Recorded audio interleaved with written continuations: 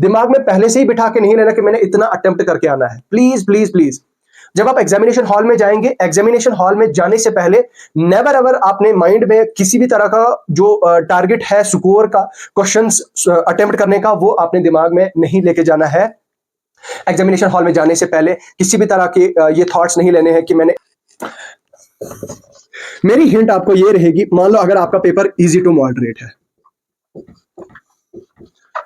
तो easy to moderate में जो मैक्सिमम बच्चे होंगे वो 75 से 90 के बीच में फॉल करेंगे।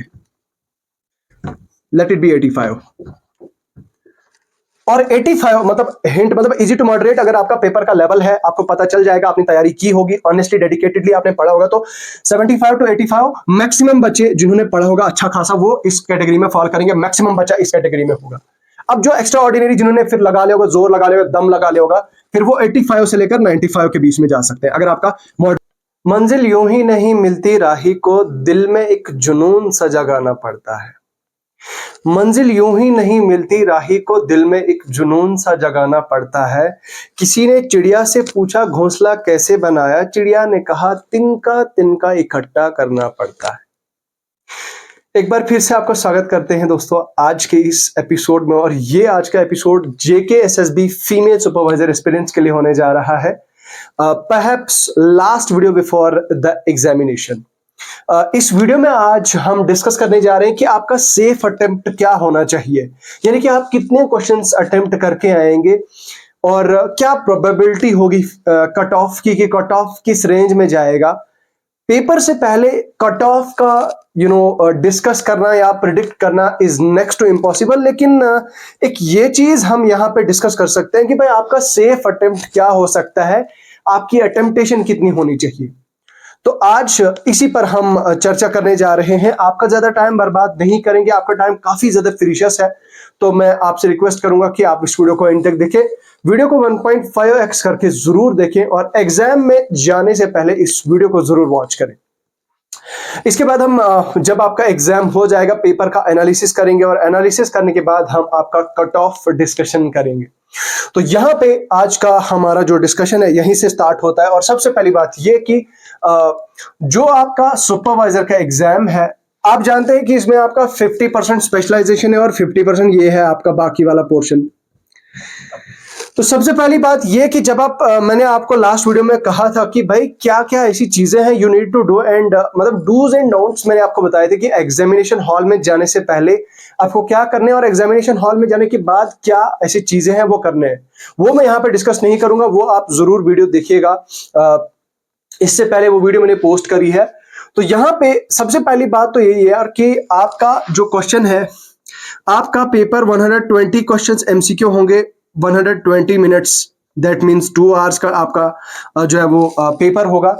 और आपके पेपर में क्या क्या ऐसी चीजें हैं जो आपको करनी है, जो नहीं करनी है, वो तो मैंने ऑलरेडी आपको बता दी। लेकिन क्या ऐसा अटेम्प्ट हो सकता है, आपका 120 क्वेश्चंस है, 120 MCQ है, और 120 MCQ को आपने 120 मिनट्स में जो है वो करना है। तो क्या क्या अप्रोच आपकी रहनी चाहिए। देखो यार, सबसे पहली बात तो ये कि आपने, जब मैंने आपको बताया था लास्ट वीडियो में, थोड़ा मैं उसके बारे में बताता हूं आपको। जब आप एग्जामिनेशन हॉल में जाते हैं तो we end up doing silly mistakes. मैं अगेन रिपीट करता हूं, सिली मिस्टेक्स हम क्या करते हैं कि पहली बात तो ये कि सबसे पहले हमारे पास OMR शीट दी जाती है। आप में से बहुत सारी ऐसी गर्ल्स होंगी जिनका भी फर्स्ट एक्सपीरियंस होगा, जो अभी फर्स्ट टाइम जा रही होंगी एग्जाम देने, वेरी फर्स्ट एग्जाम होगा, और बहुत सारी होगी जिनको अच्छा खासा एक्सपीरियंस होगा। तो देखो, सबसे पहली बात तो यह कि जो आपको OMR दी जाएगी, OMR पे आपको अगर नहीं आता तो आप मेहरबानी करके प्लीज प्लीज प्लीज मैं आपसे हाथ जोड़ के रिक्वेस्ट करता हूं कि आप अपने एग्जामिनेशन जो आपका एग्जामिनर है उनसे रिक्वेस्ट करें कि सर आप एक बार प्लीज मेरे पास आइए। अगर आप उनको आवाज नहीं दे रहे हैं, अगर आप इतनी ज्यादा शाय हैं, तो आप उनको इशारे से भी दिखा सकते हैं। इस तरह से कोई मैम होगी तो उनको बता रहे हैं कि मैम प्लीज मेरी हेल्प कर दीजिए, मुझे नहीं आता ये डिटेल्स कैसे भरनी है, मुझे एक बार सिखा दो। और मैम को बता दो कि, या सर होंगे तो मुझे बता दो प्लीज सर मेरा OMR फिल करा दो। ठीक है, तो वो OMR आपने सबसे पहले आपने फिल करना है। और और आपके टीचर से ये चीज भी बताना है कि मैम ये जो बबल है कितना ज्यादा फिल करना है, आधा फिल करना है, फुल फिल करना है, क्या चीज करनी है, तो वो चीजें आपने करनी है। पहले तो आपने अपना नाम, अपना रोल नंबर, वो चीजें बेसिक डिटेल्स ओएमआर पे अच्छी तरह से जो है वो फिल करनी है।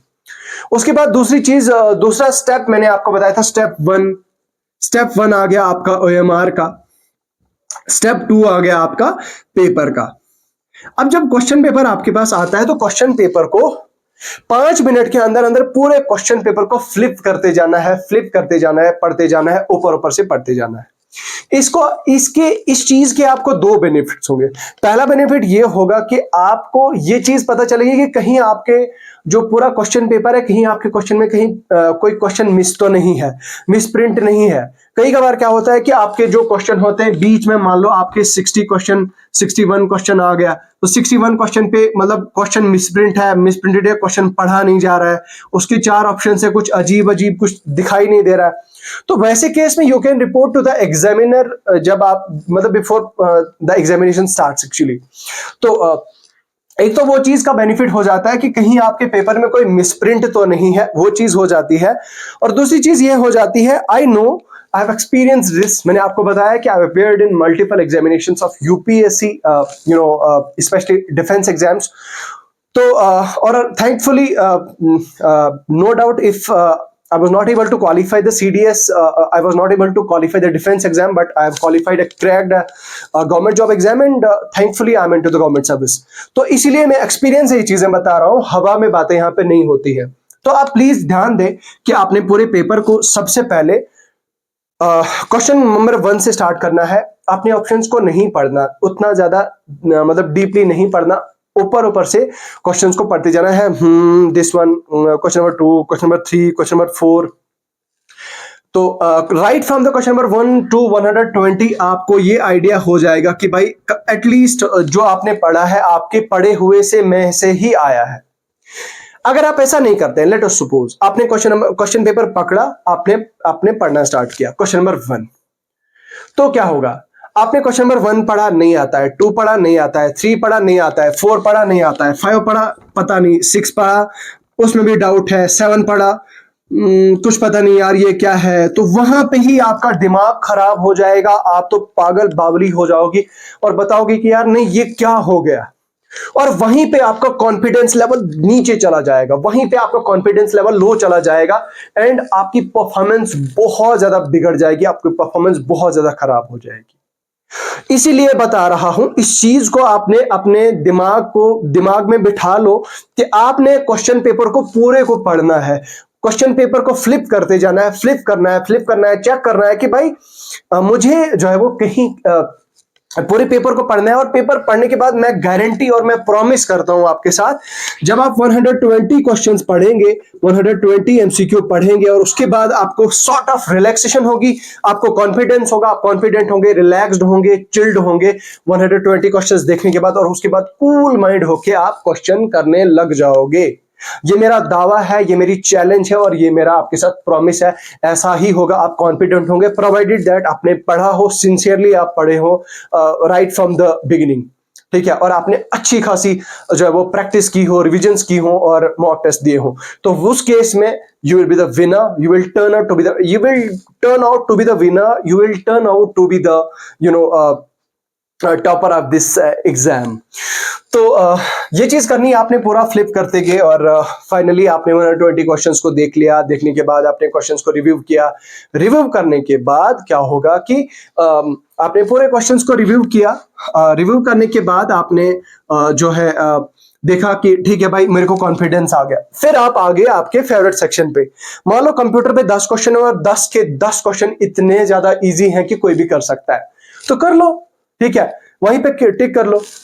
तो तीसरी सबसे बड़ी चीज क्या करनी है आपने कि आपने एमसीक्यू करना है, एमसीक्यू मान लो क्वेश्चन नंबर 1 आपको आता है, टिक कर दिया, उसको मार्क कर दिया, वहीं पे ओएमआर को फिल कर देना है। क्वेश्चन नंबर जो किया आपने उसी के साथ में ओएमआर पे फिल बबल कर देना है। बहुत सारे लोग ऐसे क्या करते हैं, ये सिली मिस्टेक्स हैं, this are the silly mistakes, मतलब जो लोग करते हैं। अब सिली मिस्टेक, ये सिली मिस्टेक नहीं है एक्चुअली जो मैं बता रहा हूं आपको। सिली मिस्टेक ये है कि अगर आपने मान लो क्वेश्चन नंबर 1 2 3 4 5 6 7 8 9 10 10 क्वेश्चन आपने किए, 10 के 10 आपने टिक कर दिए, और टिक करने के बाद आपने आपने अपने पेपर पे क्लिक कर लिया, और उसके बाद आप चले गए OMR पे, और OMR पे जल्दबाजी में आप हड़बड़ाहट में गड़बड़ाहट में आपने व्हाट इफ आपका क्वेश्चन नंबर 1 की जगह क्वेश्चन नंबर, मतलब मान लो क्वेश्चन नंबर 1 का आंसर था D और क्वेश्चन नंबर 2 का आंसर था A, और आपने क्या काम किया कि 10 क्वेश्चन का टिक मार लिया और क्वेश्चन नंबर 1 पे चले गए। अब जब आप बबल फिल करने होंगे, क्वेश्चन नंबर 1 का बबल फिल करना होगा, वहां पे आपने गलती से A फिल कर दिया। बताओ कितना ब्लंडर हो गया, यहां पे एक क्वेश्चन गलत हो गया जो आपको आता था। And I know and I challenge, आप में से बहुत सारी गलतियां स्टिल ये लड़कियां ये गलतियां करेंगी। तो इसलिए मेरी रिक्वेस्ट है आपसे कि प्लीज प्लीज प्लीज, जो क्वेश्चन आपको आता है, क्वेश्चन आने के बाद भाई 1 सेकंड का टाइम लगता है बबल को फिल करने में। क्वेश्चन नंबर 1 आ गया, आपको टिक कर लिया, साथ में ही बबल भर लिया। 2 साथ में बबल भर लिया, 3 साथ में बबल भर लिया। Do not wait, do not tick, do not mark the questions, और उसके बाद do not fill the OMR। That is the wrong, one of the wrong strategy and one of the wrong way to fill out your OMR। ठीक है, तो question करने के बाद साथ ही आपने OMR को फिल करना है। तो ये थी कुछ मोटी मोटी चीजें जो आपको एग्जाम हॉल में जाने से पहले या एग्जाम हॉल में जाने के बाद जो काफी ज्यादा ध्यान में रखनी है। उसके बाद कुछ और चीजें हैं जो आपको ध्यान में देनी है, मोटी चीजें। फोर्थ थिंग इज, मैंने आपको बताया था कि पहली इटरेशन में, अब हम फोर्थ थिंग नहीं, हम अब आपके अटेम्प्ट की तरफ जाते हैं। आपकी अटेम्प्टेशन कैसी होनी चाहिए, आपने पेपर को कैसे अटेम्प्ट करना है और कितना करना है, हाउ एंड हाउ मच। आपने अपने पेपर को कितना ज्यादा अटेम्प्ट करना है, कितने क्वेश्चंस आपने करने हैं। इस चीज का मतलब ये भी एक बहुत बड़ा क्वेश्चन है कि आपने कैसे अपने पेपर को अटेम्प्ट करना है। सबसे पहली बात ये दोस्तों कि आपने क्वेश्चन नंबर 1 देख लिया, 1 से लेकर 120 तक चले गए आपने 5 मिनट के अंदर अंदर पेपर को देख लिया, और आप तो कॉन्फिडेंट हो गए कि नहीं मेरे को तो आता है यार, I have read a lot of things and, या वही पढ़ी हुई चीजें इसमें आई हुई है। आपको पता है एक और चीज यहां पे ऐड करना चाहूंगा, बहुत सारी गर्ल्स क्या होती हैं कि बहुत सारे बॉयज या गर्ल्स हो, इजी क्वेश्चंस को गलत करके आते हैं और वो बहुत बड़ा ब्लंडर करके आते हैं। ओवर कॉन्फिडेंट हो जाते हैं कि नहीं यार ये तो इजी था, ओ माय गॉड पेपर बहुत इजी था, मैंने तो फोड़ दिया आज पेपर।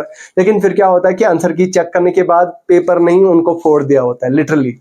तो कहने का मतलब यह है कि इजी क्वेश्चंस जो होते हैं, इजी क्वेश्चंस, वो इजी क्वेश्चंस कभी देखो, एग्जामिनर आपको कभी भी इजी क्वेश्चंस नहीं डालता है, आपको ट्रिकी क्वेश्चंस डालता है। और ट्रिकी क्वेश्चंस इसलिए डालता है ताकि आप उनको गलत करके आओ, और आपको वो ट्रिकी क्वेश्चंस इजी लगते हैं, और आप मान लो क्वेश्चन नंबर 1 का क्वेश्चन नंबर, मान लो क्वेश्चन नंबर 10 का ऑप्शन बी है आंसर, और बहुत इजी और ट्रिकी लग रहा है आपको, और आपको तो कहा यार ये तो मैंने पढ़ा है, ये तो मुझे आता है।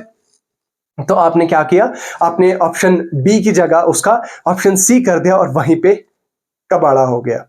ठीक है, तो इजी क्वेश्चंस नहीं होते आपके एग्जाम में, याद रखना कभी भी आपके पेपर में क्वेश्चंस जो होते हैं वो ट्रिकी होते हैं। एग्जामिनर पागल नहीं होता, वो कोई बेवकूफ नहीं होता जो आपको इजी क्वेश्चंस डाले, वो ट्रिकी होते हैं, वो आपके दिमाग के साथ खेलने के लिए क्वेश्चंस होते हैं, और आप उन्हीं को जो है वो गलत करके आते हो, और उन्हीं इजी क्वेश्चंस को जो ठीक करके आते हैं they turn out to be the winner of the game.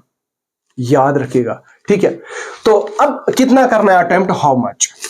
अब देखो सबसे पहले तो मैंने आपको तरीका बताया है। फर्स्ट राउंड में, फर्स्ट राउंड या फिर फर्स्ट इटरेशन कहें, ठीक है, फर्स्ट इटरेशन कहें। फर्स्ट इटरेशन में आपने क्या चीज करनी है कि आपने अपने क्वेश्चन पेपर को पढ़ा, आपने क्वेश्चन नंबर 1 से लेकर 120 तक जो क्वेश्चन आए आपने वो किए, जो परफेक्टली आपको आते थे, जो परफेक्टली आते थे आपने वो किए। पहले राउंड में मैं आपसे प्लीज रिक्वेस्ट करता हूं कि ना आप मैथ का क्वेश्चन सॉल्व करें, मैथ को तो क्वेश्चंस को देखना ही नहीं है। उसके बाद हाँ, अगर आपको लगे कि बहुत इजी है, फॉर्मूला बेस्ड क्वेश्चन है, 2 स्टेप्स में निकल सकता है, आपने पढ़ा होगा मैथ तो करें, अदरवाइज छोड़ दें। उसके बाद आपका रीजनिंग के क्वेश्चंस है, उनका भी अगर आपको लगता है कि 1 मिनट से ज्यादा टाइम ले रहा है, 2 मिनट से ज्यादा टाइम ले रहा है, तो उन क्वेश्चंस को भी वहीं पे सर्कल कर दें। अगर आपके मतलब आप समझ ही नहीं आया, आपके समझ से बाहर ही है, तो उसको वहीं पे क्रॉस कर दें। ठीक है, तो जो लेंथी है या जो कैलकुलेशन वाले क्वेश्चन है, एमसीक्यू है, उनको सबसे पहले ही इग्नोर मारना है। ठीक है, उनको सबसे पहले ही इग्नोर मारना है। Now coming to the point, अब देखो पहले राउंड में मान लो फॉर एग्जांपल आपने कितने क्वेश्चंस किए, आपने 60 क्वेश्चंस किए, 60 एमसीक्यू किए, जो आपके मतलब 100% परफेक्ट हैं, जिसमें आप फुली श्योर हैं कि भाई ये मेरे को आते हैं और इतने तो मैंने कर लिए। अब जब आप पहले राउंड से जा रहे हैं, क्वेश्चन नंबर वन आपको आता है, तो आपने बी कलेक्ट कर लिया और करेक्ट कर लिया, हो गया। क्वेश्चन नंबर 2 मान लो आपके ऑप्शन ए, बी, सी और डी है। देखो सी और डी का आप एलिमिनेट कर देते हैं। जो बिगिनर्स हैं उनको यहां पे बताना चाहूंगा, मान लो जब आपने कोई एमसीक्यू पढ़ा, उसका आंसर डायरेक्टली याद नहीं है आपको, तो वहां से क्या है कि फिर एलिमिनेशन काम करने लग जाती। एलिमिनेट आपने कैसे करना है, ऑप्शन डी को आपने देखना है क्या ये इसका आंसर हो सकता है, तो अगर उसका दूर दूर तक कहीं कोई लिंक नहीं, रिलेशन नहीं, उसको क्रॉस मार लो, उस ऑप्शन को, ऑप्शन डी को। फिर ऑप्शन सी को देखो, सी मैच कर रहा है आपके क्वेश्चन के साथ, क्या ये सी फुलफिल कर रहा है क्वेश्चन की कंडीशन, अगर नहीं तो क्वेश्चन को, एमसीक्यू को मतलब जो ऑप्शन है उसको वहीं पे क्रॉस मार दो। फिर आपका रहता है 50-50। ठीक है, 50-50 रहता है आपका, मतलब ये या तो ये हो सकता है या तो ये हो सकता है। तो उन वैसे क्वेश्चंस को आपने सर्कल मार देना है, इस तरह से सर्कल मार देना है। फिर आप क्वेश्चन नंबर 3 पे आए। क्वेश्चन नंबर 3 मान लो इतना ज्यादा टफ पूछा है, या मैथ का क्वेश्चन है या कुछ और क्वेश्चन है, तो ये क्वेश्चन जो है वो काफी ज्यादा टफ है, जो देख के ही आपको लगता है कि मुझसे नहीं होगा और ये मैंने पढ़ा ही नहीं है, ये इसके बारे में मैंने कभी सुना ही नहीं, तो उस क्वेश्चन को वहीं पे क्रॉस मार देना है पेन से। याद रखिएगा, आपके क्वेश्चन पेपर पे वो जो क्वेश्चन होगा उसको क्रॉस मारना है कि ये मुझे छेड़ना नहीं है अगले राउंड में इस क्वेश्चन को। ठीक है, वो आपने क्रॉस कर लिया। तो गोया कि आपने जब 120 क्वेश्चन किए, उसमें आपके कुछ टिक वाले होंगे, यानी कि जो आपका क्वेश्चन नंबर 1 मान ले तो 1 पे आपने टिक मार दिया है, 2 है आपने तो 2 पे आपने पूरा सर्कल मार दिया। क्वेश्चन नंबर 3 है आपने 3 को क्रॉस मार दिया। क्वेश्चन नंबर 4 आपको मतलब श्योर नहीं थे, 50-50 थे आप इसमें, तो 50-50 वाले में भी सर्कल मार लिया। अब ये जो सर्कल वाले हैं, जो 50-50 वाले हैं, वो पहले राउंड में नहीं करने हैं आपने, फर्स्ट राउंड में ये 60 क्वेश्चन मतलब करने हैं। फॉर एग्जांपल 60 क्वेश्चन नहीं करने हैं, मतलब इतने क्वेश्चन करने हैं, उतने क्वेश्चन करने हैं जितने आपको आते हैं। Let me drink the water first. I don't know why my throat is getting dry. तो आपने ये चीज करनी है कि पहले राउंड में मान लो 60 क्वेश्चन आपके परफेक्ट आते थे, उनको कर लिया। पहले राउंड में आपने 50-50 क्वेश्चंस को रिव्यू के लिए डाल दिया, जो आता नहीं है उसको आपने स्किप कर लिया। अब आओ दूसरे राउंड पे। पहले राउंड पे आप चले गए 120 क्वेश्चंस तक, 60 क्वेश्चन, 50 क्वेश्चन, 55 क्वेश्चन। ये जरूरी नहीं है कि मैंने 60 लिख लिया तो यहाँ पे आपको 60 आते होंगे, 70 भी भाई आ सकते हैं आपको, 40 क्वेश्चंस भी आ सकते हैं आपको। ठीक है, 40 भी हो सकते हैं जो आपको परफेक्टली आते हैं, जो आपने बहुत अच्छे से पढ़े और जो आपको याद है, तो बाकी आपको नहीं पता। तो इतने तो आपने कर लिए ना पहले राउंड में। उसके बाद आप चलो फिर 50-50 वाले रिव्यू वालों में। फिर उसके बाद 50-50 वालों को रिव्यू, यहां पे क्या रहेगा कि 50% आपके पेपर को, आपके क्वेश्चन को, मतलब क्वेश्चन ठीक होने की प्रोबेबिलिटी बढ़ेगी। यहां पे फिर आपका लक चलेगा, मतलब आपने कर लिया, नहीं पता भाई, डिसाइड नहीं हो रहा है कि भाई ऑप्शन ए है या बी है, 50-50 है, नहीं पता चल रहा है, कोई बात नहीं, छोड़ो यार, कर दो, मतलब छोड़, स्किप नहीं करना है, मतलब कर दो, इस क्वेश्चन को क्लिक कर दो, फिर देखो क्या होता है। उसके बाद इसी तरह से आपने जो रिव्यू के लिए डाले होंगे, रिव्यू के लिए मतलब सर्कल मारे होंगे, उन सभी क्वेश्चंस को 50-50 वालों को क्वेश्चंस को जो है वो करना है। अब मान लो मैंने 40 क्वेश्चन यहां से किए थे और 30 क्वेश्चन मैंने यहाँ पे, 30 क्वेश्चंस जो है वो मैंने यहाँ पे और कर लिए 50-50 वाले। ये मान लो टोटल मेरे कितने हो गए, 70 क्वेश्चंस हो गए जो मैंने टोटल अभी तक अटेम्प्ट किए पहले राउंड में। ठीक है, पहले राउंड में मान लो मैंने कितने क्वेश्चंस किए, 70 एमसीक्यू जो है वो अटेम्प्ट किए। ठीक है, अब उसके बाद क्या करना है कि आपने देखना है कि भाई क्या कहीं ऐसा क्वेश्चन भी है जो मुझे देखना पड़ेगा। ये जो रॉन्ग वाले हैं इनमें मुझे देखना पड़ेगा कि भाई कौन सा क्वेश्चन मुझे शायद आ सकता है, क्या पॉसिबिलिटी बन सकती है कि मेरा ये क्वेश्चन ठीक हो जाएगा। उसके बाद आप 10-15 ऊपर खींच के ले सकते हैं। और 15 क्वेश्चन 15 एमसीक्यू। मान लो अगर आपका बहुत ज्यादा पेपर टफ है तो बहुत ज्यादा पेपर टफ है, ठीक है, तो 15 एमसीक्यू ऊपर आप खींच के ले सकते हो। वो भी उस केस में कि मान लो तीन ऑप्शंस आपको पता है।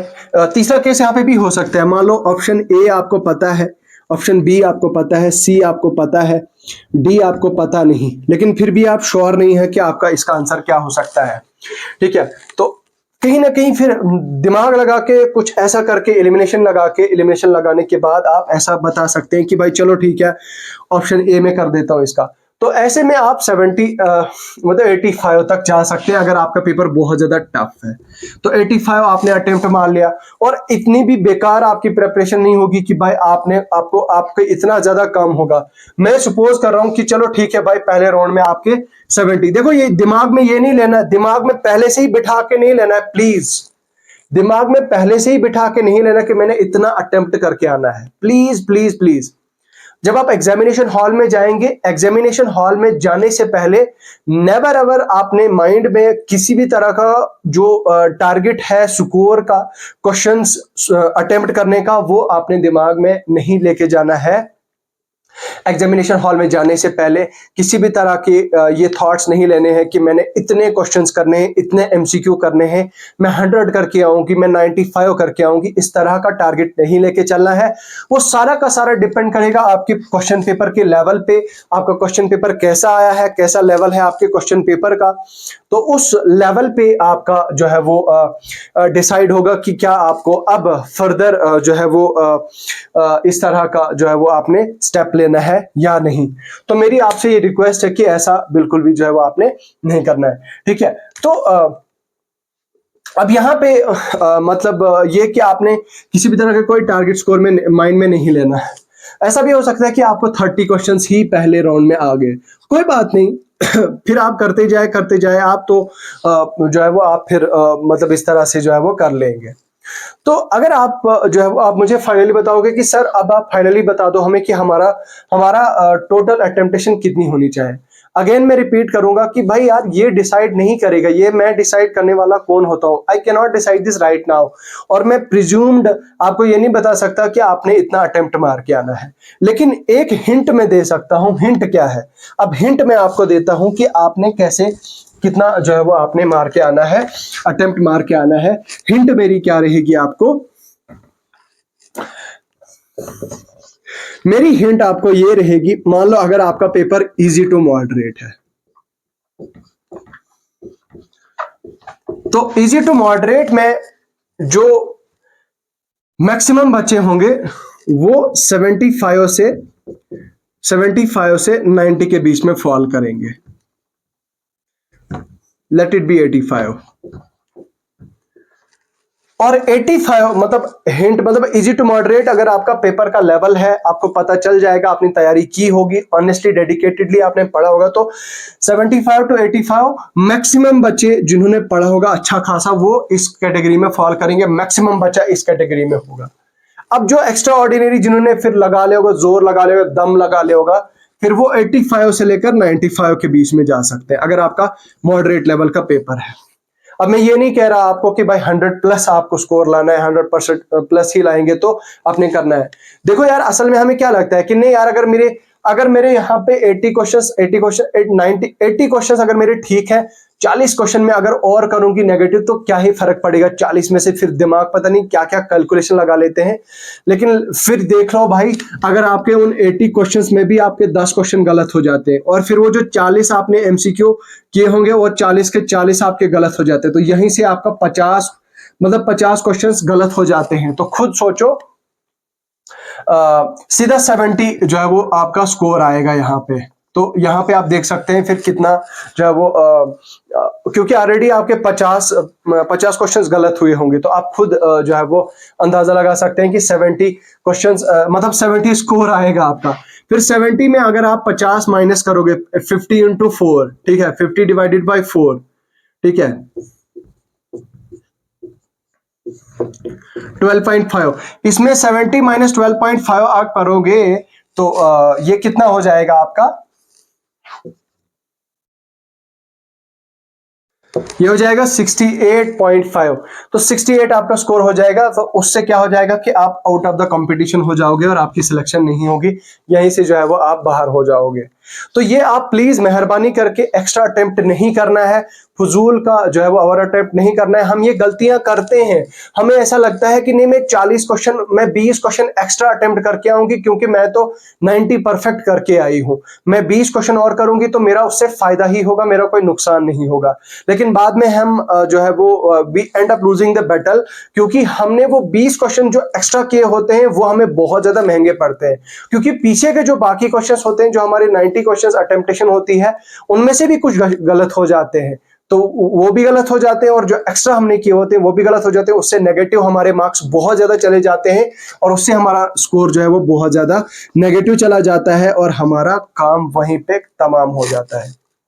तो इन चीजों का खास खास ख्याल रखें, किसी भी तरह का प्रिजम्पशन नहीं लेके जाना है कि मुझे इतना करके आना है, उतना करके आना है। भाई टफ पेपर अगर होगा सबके लिए होगा, इजी अगर होगा तो सबके लिए होगा, ठीक है। और इसमें वही विनर होगा, वही विजेता होगा जो अपने दिमाग को काम रखेगा, जो अपनी नर्व्स को काम रखेगा, जो कॉन्फिडेंटली जाएगा, जो सिली मिस्टेक्स नहीं करेगा, जो सिली मिस्टेक्स नहीं करेगी। मेरी दुआएं आप सब लोगों के लिए है। I wish all the best to each and every one of you.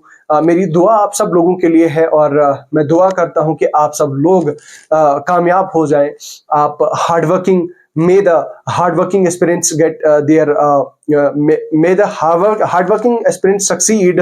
और जिन्होंने लिटरली मिडनाइट ऑयल बर्न किया है, मेरी दुआ है कि वो कामयाब हो जाए और उनको ये जॉब मिल जाए। तो दोस्तों अगर आपकी कोई भी क्वेरी है, क्वेश्चन है, आप कमेंट सेक्शन में लिख के बता सकते हैं। अभी के लिए बहुत ज्यादा टाइम हो चुका है, मुझे दीजिए इजाजत। वीडियो को एंड तक देखने के लिए दिल से शुक्रिया। खुदा हाफिज।